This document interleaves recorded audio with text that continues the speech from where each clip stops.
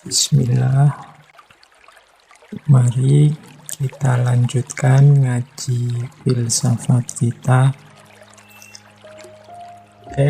Baik, kita lihat yang pertama dari kitab Bonang. Ini salah satu contoh bagaimana dialog antara Saiful Rijal dengan Syekh Bari.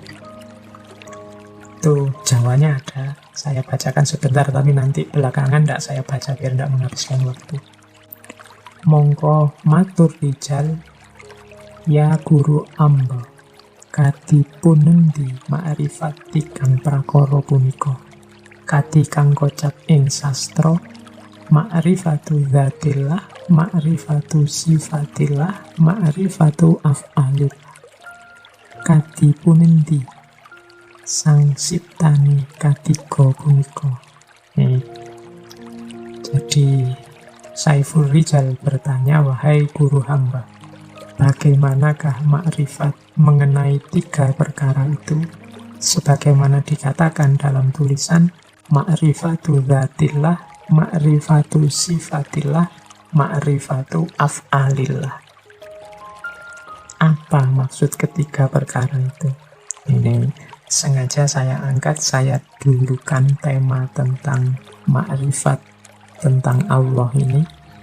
Mengapa? Karena nanti di suluk Wujil Kanjeng Sunan Bonang menyatakan bahwa intinya orang beragama nanti ada pada pengenalan kita terhadap Tuhan. Tidak ada gunanya sholat, tidak ada gunanya zakat kalau kita tidak kenal ini sholat, zakat kepada siapa, tentang apa. Kita selalu bilang lillahi ta'ala. Lillahi ta'ala siapa? Allah yang selalu kita tuju itu. Sholat kok tidak kenal Allah, ya perlu dipertanyakan sholat pada siapa. Maka kunci awal dalam beragama, dalam meniti jalan sufi adalah pengenalan kita terhadap Allah. Istilahnya ma'rifat. Siapa Allah itu?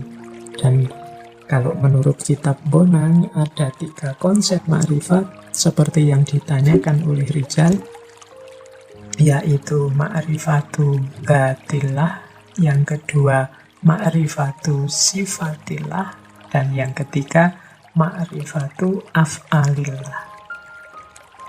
Mari kita kenali Allah yang tiap hari kita tuju, tiap hari kita diperintahkan untuk mengingatnya, untuk berpikir pada. Kita sering mendengar pepatah, tak kenal maka tak sayang. Kemarin-kemarin kita berambisi sekali untuk cinta pada Allah. Lah bagaimana kita bisa cinta kalau kenal saja tidak? Maka langkah pertama adalah mengenalnya.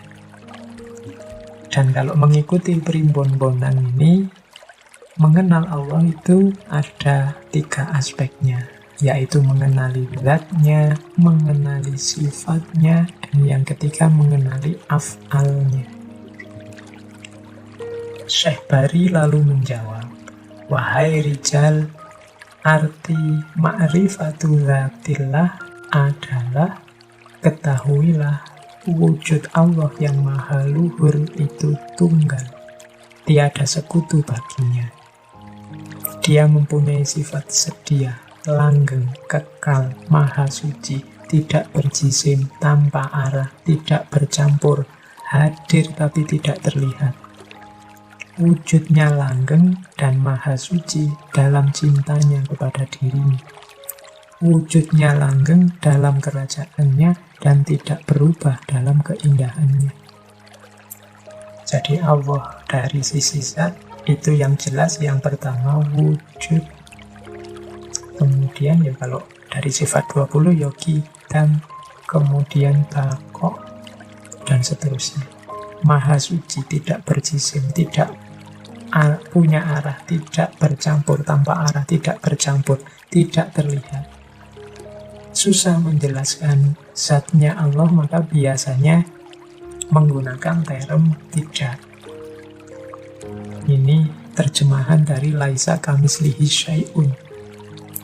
Dari sisi zatnya Allah itu tidak ada yang mirip dengannya, apapun, sesuatu pun, dan bahkan tidak ada kata-kata yang bisa menguraikan, menggambarkan secara tepat zatnya. Cukup kita imani saja. bahwa ada yang maha wujud, maha suci, maha langgeng yang kita sebut Allah. Detail zatnya seperti apa, laisa kamitslihi syai'un. Nah, ini ma'rifatu dzatillah. Makanya ada banyak orang tanya, Pak, bukankah berpikir tentang zatnya Allah itu ada larangannya? Ya, cuma larangan ini tidak dalam arti pikiran kita pasti sesat kalau berpikir tentang zatnya, tapi pikiran kita tidak akan mampu menjangkaunya. Tidak perlu terlalu capek memikirkan zatnya Allah daripada habis tenaga, habis waktu. Imani saja Allah di level zatnya. Karena ini bukan sesuatu yang bisa dijelaskan. Oke, terus ini nanti panjang diskusinya kalau saya lanjutkan. Kita ke definisi kedua, ma'rifatu sifatillah. Ma'rifatu sifatillah itu mengetahui. Adapun ma'rifatu sifatillah berarti ketahuilah bahwa Allah itu mempunyai sifat hayyun, yaitu hidup abadi tanpa nyawa, mengetahui tanpa akal, berkuasa tanpa anggota, melihat tanpa mata, mendengar tanpa telinga, berkehendak tanpa angan-angan, berkata tanpa bibir atau suara. Jadi kalau yang zat tadi lebih mudah dijelaskan dengan yang tidak. Kalau yang sifat, ini bisa dijelaskan. Allah itu sami, sama, basar, kalam, dan seterusnya, hayyun, dan seterusnya. Itu sifat-sifat Allah di level sifat. Kalau ini bisa dijelaskan, tidak harus ditidakkan. Tapi tetap kita tidak bisa menjelaskan detailnya, karena tidak sama dengan manusia. Allah itu melihat, tapi tidak sama dengan melihat kita. Karena Allah tidak punya mata yang seperti manusia ini. Maka melihat tanpa mata. Allah mendengar. Di antara sifatnya Allah itu sama. Tapi jangan digambarkan mendengarnya Allah seperti mendengarnya manusia. Tanpa telinga, karena Allah tidak punya telinga seperti telinganya manusia. Tidak bisa digambarkan seperti itu. Maka di level ma'rifatu sifatillah, Allah bisa kita jelaskan sifatnya, tidak lagi dalam bentuk negatif, dalam bentuk positif juga bisa. Hanya saja seperti apa mekanisme detailnya kita tetap tidak akan bisa tahu. Kalau pakai terminologi dari Imam Asy'ari, bila kaifa, kita tidak tahu seperti apa mekanisme Allah mendengar itu, seperti apa mekanisme Allah melihat itu. Tapi Allah melihat dan mendengar, bahkan maha melihat, maha mendengar. Nah, ini level 2, ma'rifatu sifatillah. Nah, yang ketiga, ma'rifatu af'alillah. Ma'rifatu af'alillah, adapun ma'rifatul af'al berarti ketahuilah sifat perbuatan Tuhan. Dia berbuat tanpa ada yang memerintah, memberi tanpa menggunakan tangan, dan mematikan tanpa menggunakan keris. Ini ilustrasi dari Kanjeng Sunan Bonang. Af'al itu perbuatan. Semua yang terjadi, semua yang berjalan di alam semesta ini hakikatnya adalah af'alnya Allah. Kita menyebutnya simpel terus dengan kata-kata takdir. Tapi tetap seperti tadi, af'alnya Allah itu tidak menggunakan alat sebagaimana kalau manusia bertindak. Allah kalau menakdir sesuatu, memutus sesuatu, kalau bahasanya Al-Quran, ya kun fayakun. Kehendaknya Allah, itulah yang jalan. Jadi yang terjadi apa, itu sebenarnya kehendak dan perintahnya Allah. Beda dengan manusia. Kalau manusia butuh sarana, butuh perantara. Jadi itulah Allah yang kita sembah. Itulah arti ma'rifat terhadap 3 perkara tadi.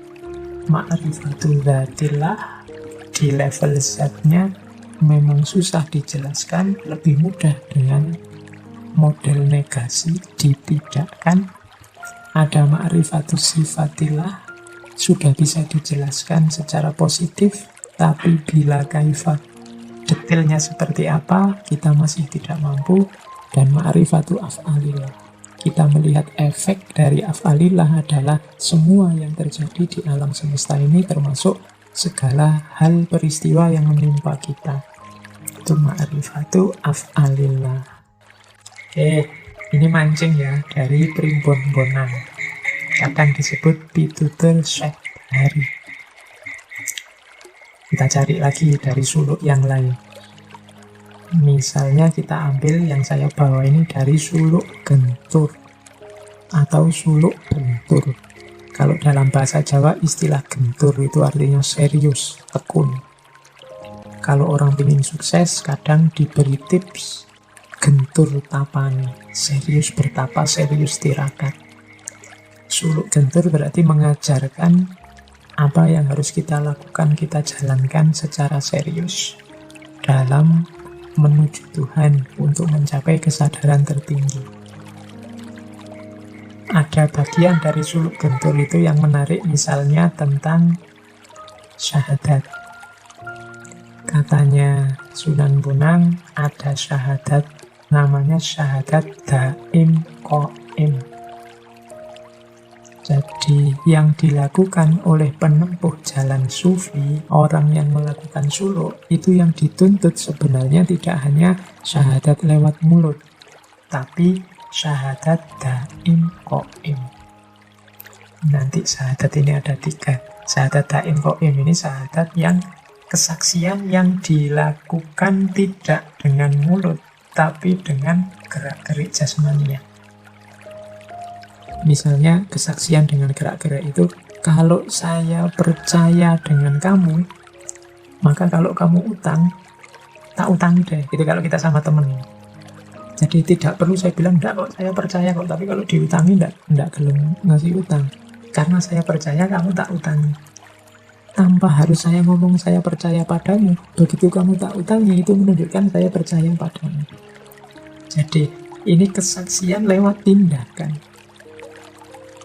Karena saya yakin bahwa situasi sekarang sudah aman, maka saya mulai berani keluar rumah meskipun harus pakai masker.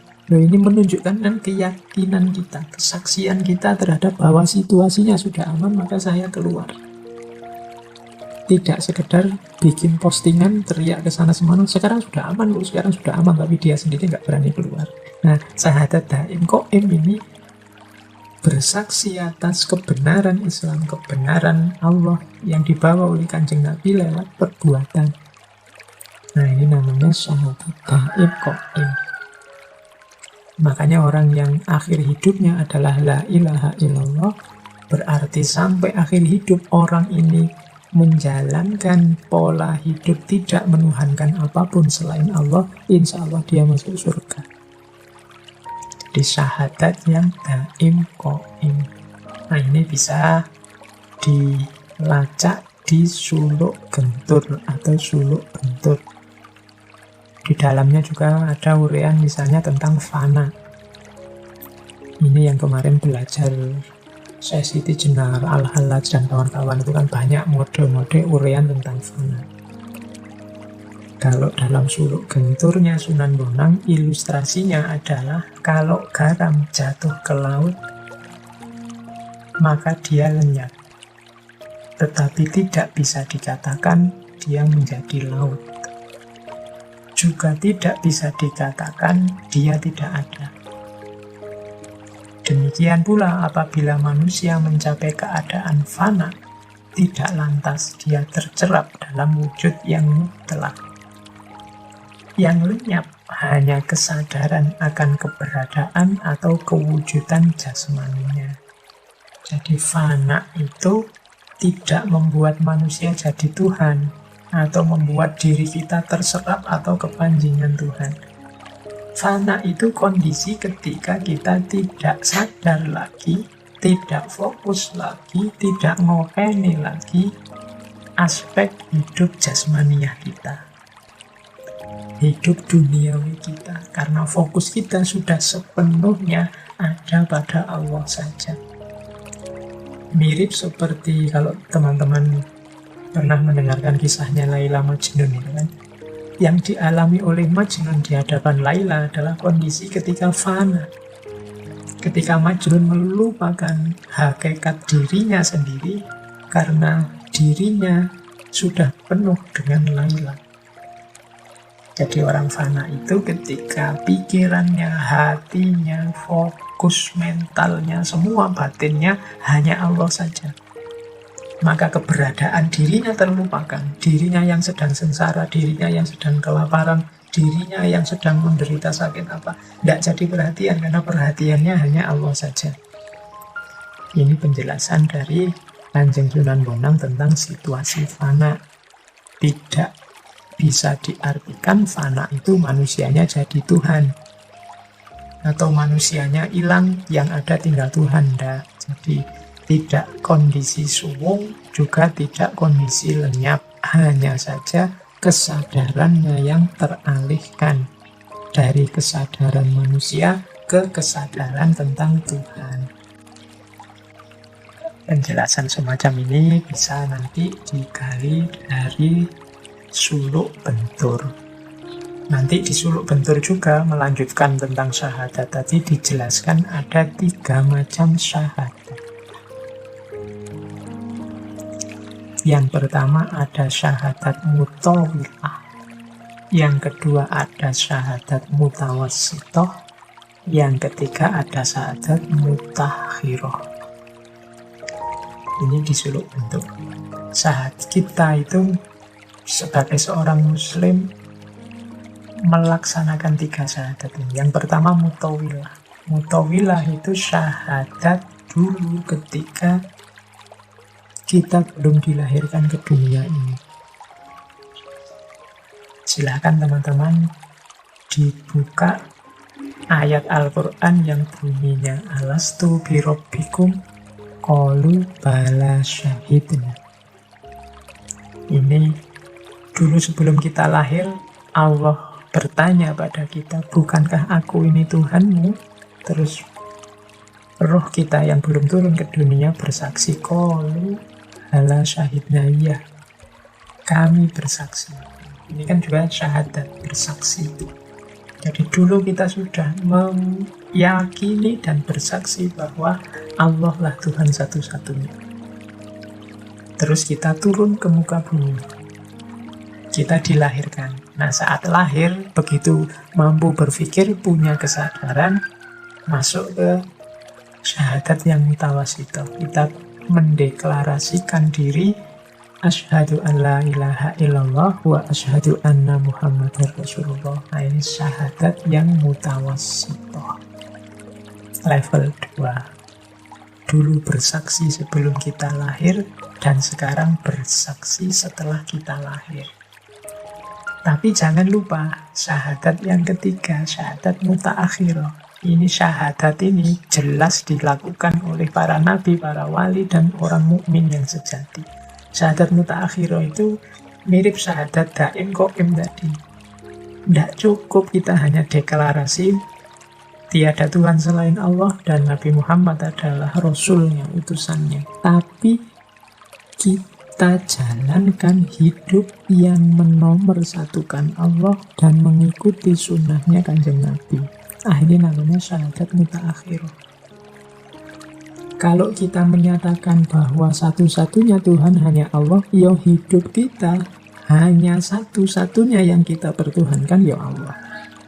Kalau kita menyatakan bahwa Kanjeng Nabi Muhammad adalah utusannya, berarti hidup kita orientasikan untuk mengikuti petunjuk dari Kanjeng Nabi, karena Kanjeng Nabi itu utusannya. Kita ikuti sunnah-sunnahnya. Nah, ini namanya syahadat mutaakhirah.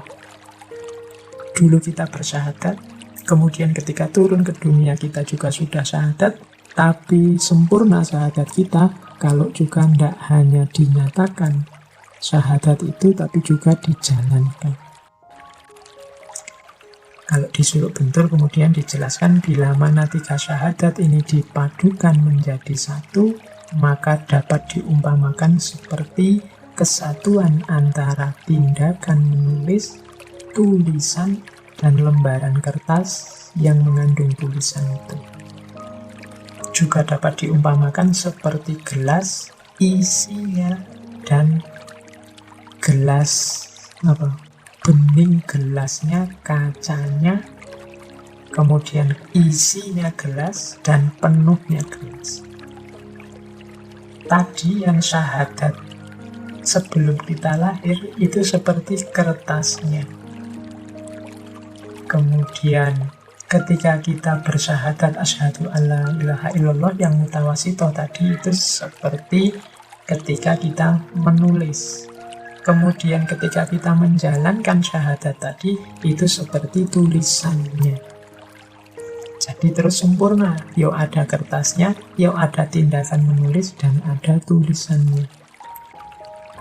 Jadi kalau gelasnya itu adalah syahadat waktu kita belum lahir, kemudian isinya adalah syahadat mutawasitoh yang kita menyatakan beriman pada Allah dan mengikuti Rasulnya, dan penuhnya gelas itulah syahadat mutaakhirah, waktu kita menjalankan. Jadi setelah tadi mengenal Allah, makanya saya bilang ngaji kita ini kita bikin skenario sendiri, kita bikin sekuen sendiri untuk merumuskan suluk atau jalan sufi. Yang pertama tadi kita ambil dari Syekh Bari di Primbon Bonan bahwa kita harus mengenal dulu, mengerti ilmunya dulu tentang Allah, baik zatnya, sifatnya maupun af'alnya. Setelah itu bersaksi atau syahadat, baik syahadat yang mutawilah sebelum lahir kalau ini otomatis, maupun syahadat yang mutawasitoh saat kita sudah ada di dunia. Kalau kita hari ini muslim, insya Allah sudah kita lakukan. Dan yang ketiga yang mutaakhirah, mewujudkan syahadat kita dalam kehidupan sehari-hari. Kalau yang ketiga yang mutaakhirah ini, dulu waktu kita ngaji tentang Kanjeng Sunan Kalijaga kan ada cerita tentang santrinya Kanjeng Sunan Kalijaga yang namanya Syekh Jangkung. Syekh Jangkung ini suatu ketika mengikuti murid-murid yang lain, mengikuti ujian tentang syahadat. Jadi semua murid diuji untuk bersyahadat. Murid-murid yang lain dengan fasihnya melafalkan asyhadu alla ilaha illallah wa asyhadu anna muhammadar rasulullah. Pas gilirannya Syekh Jangkung, waktunya syahadat, beliau malah keluar ruangan, kemudian naik ke pohon kelapa yang paling tinggi dan menjatuhkan dirinya ke bawah. Oh, semua orang kaget. Begitu sampai di bawah, ditanya oleh Kanjeng Sunan, loh kamu disuruh bersyahadat saja kok malah loncat dari pohon kelapa yang paling tinggi? Katanya Syekh Jangkung, ya inilah syahadat saya. Inilah kesaksian saya, keyakinan saya bahwa Allah adalah penguasa alam semesta, bahwa Allah lah yang menentukan segalanya, Allah lah yang memegang nyawaku, menentukan hidup matiku, dan inilah buktinya. Itu jenis syahadat mutaakhirah. Ya meskipun teman-teman tidak harus jajal seperti ini, itu makom kita tidak sama dengan Syekh Jangkung, tapi yang jelas mari kita tunjukkan dalam kehidupan kita sehari-hari bahwa hidup kita ini modenya adalah satu-satunya yang kita posisikan sebagai Tuhan adalah Allah, dan yang kita ikuti adalah Kanjeng Nabi Rasulullah. Berarti hidup kita sudah bersyahadat, tidak sekedar mengucapkan syahadat. Nah, terakhir saya ingin menyinggung sebentar ini lagu yang populer sekali, dikenal di mana-mana, Tombo Ati. Ini memang kalau untuk Indonesia, untuk Jawa itu Sunan Bonang dipandang yang membawa syair ini yang sekarang jadi lagu. Meskipun sebenarnya 5 hal yang disebut Tombo Ati itu sudah pernah dibahas oleh beberapa ulama. Misalnya yang terkenal sebenarnya syair ini berasal dari ulama yang bernama Syekh Ibrahim bin Ahmad atau yang dikenal dengan nama Abu Ishaq Al-Khawas, ulama dari abad ketiga Hijriyah. Kemudian syair ini juga tentang 5 hal ini juga disinggung juga kalau teman-teman pernah membaca kitab Al-Adhkar. Jadi isinya memang indah. Obatnya hati dari kegalauan, dari masalah, dari kesumpekan hidup itu ada 5. Yang nomor 1, moco Quran lan maknane. Itu dalam naskah aslinya yang bahasa Arab bunyinya qiraatul Quran bitadabbur. Kenapa harus bitadabbur? Karena dengan merenungi maknanya akan ada banyak solusi kita dapatkan menghadapi problem-problem hidup kita. Insya Allah solusi-solusi itu akan bermanfaat. Makanya kalau hati sedang sumpek, sedang ruwet, ayo baca Al-Quran. Tapi plus maknanya juga. Kalau hanya membaca tanpa paham maknanya, yang manfaat ketentraman batinnya ada. Tapi lebih maksimal kalau bitadabbur. Nah, ada maknanya yang kemungkinan besar juga akan bermanfaat jadi solusi terhadap problem kita. Yang kedua, sholat wengi lakonono. Sholat malam lah, qiyamul lail. Qiyamul lail itu sebenarnya menjelaskannya mudah. Di situ ada ketenangan, di situ ada kedekatan dengan Allah. Ketenangan dan kedekatan ini penting saat kita menghadapi masalah. Yang ketiga, wong kang soleh kumpulono, mujalasatus sholihin. Kita ini lemah, kita ini banyak kekurangan, tapi kalau kumpul dengan orang-orang soleh, insya Allah kita juga ketularan cahaya dari mereka. Kita sedikit-sedikit akan mendapat percikan cahaya dari mereka yang menerangi hati kita yang sedang galau, sedang gelap. Kadang-kadang kan kalau kita jejer ulama tertentu, jejer para sholihin tertentu, ndak ngomong cuma jejer saja, kadang lihat fotonya saja, batin kita ikut tenteram. Itu gunanya mujalasatus sholihin. Yang keempat, weteng engkang luwe. Perut yang jangan kekenyangan, kalau bisa lapar. Kholaul batin. Orang yang kekenyangan itu biasanya susah untuk berpikir aktif. Kadang-kadang kita itu kalau habis buka puasa kebanyakan makan, tarawih itu kan ngantuk. Tapi paginya enggak. Waktu kita puasa enggak terlalu ngantuk. Jadi perut jangan terlalu penuh, itu penting. Demi apa? Aktivitas, kreativitas. Sekaligus tirakat. Ini gandeng dengan yang terakhir. Zikir wengi ingkang suwe. At-tadarru atas sahur. Di sepertiga malam yang terakhir, kita bermunajat mendekat ke Allah. Jadi 5 hal ini akan sangat membantu kita saat kita punya masalah, ada kegalauan-kegalauan dalam hidup kita. Termasuk hari ini nih kan kita sedang ada ujian berat dari Allah yang namanya pandemi COVID. Ayo kita hidupkan lagi 5 tips ini. Kita perbanyak ngaji sambil merenungi maknanya. Jangan lupa sholat malam. Berdekat-dekatlah dengan orang-orang yang soleh.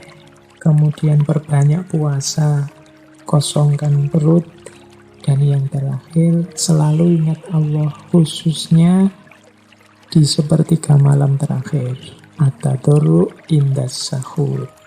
Nah, ini salah satu tinggalan dari Kanjeng Sunan Bonang yang ternyata juga masih banyak manfaatnya untuk kita hari ini. Maka monggo teman-teman yang masih punya gairah besar untuk mengkaji dan belajar, jangan jemu-jemu, jangan bosan-bosan menggali khazanah-khazanah lama.